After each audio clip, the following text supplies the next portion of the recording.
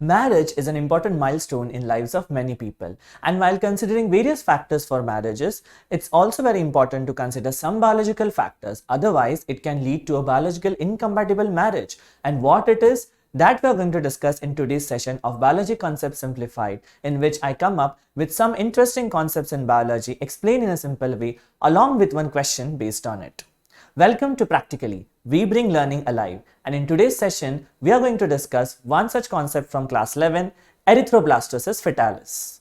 Let's understand the concepts right from basics. We all know that there are four types of blood groups, A, B, AB and O. And there is one more division of blood group, that is positive or negative, based on the presence of Rh factor, also called as a rhesus factor, which is a protein present on the outer surface of the red blood cells. So, the problem arises when a Rh positive man marries a Rh negative blood group woman.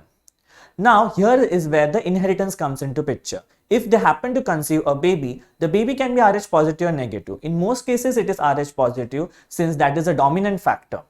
And if a Rh negative mother is holding a Rh positive fetus, then the immune system of mother gets activated, because the immune system works by the principle that any foreign substance in body is considered dangerous. So the Rh positive factor or the protein which is present on the blood cells of the baby is considered as a foreign substance by mother's body, and hence the mother's body will start producing antibodies against that Rh factor, and which can harm the fetus. This causes hemolytic anemia in the baby. This causes the destruction of RBCs, and that is why it is called as erythroblastosis fetalis, that is the destruction of RBCs in the blood cells of the fetus. Well, generally during the first pregnancy, the harm is not seen and the baby can be safely delivered. But during the second pregnancy, the antibodies are already present in mother's body and they can directly attack the fetus if it is Rh positive. And this can also be prevented by injecting the Rh immunoglobulin in the mother's body.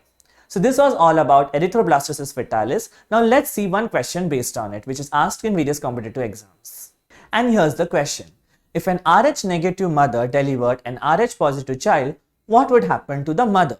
And here are the options.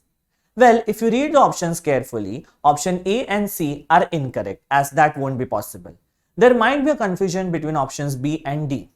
Well, Rh antigens are present on the red blood cells of the fetus or the baby, against which the antibodies are present in the mother's body. Hence, the correct answer would be D. For more such amazing concepts and questions based on it, subscribe our Practically channel and do share if you like it. Download the Practically app and register to start your free trial. Thank you. Bring learning alive. Practically.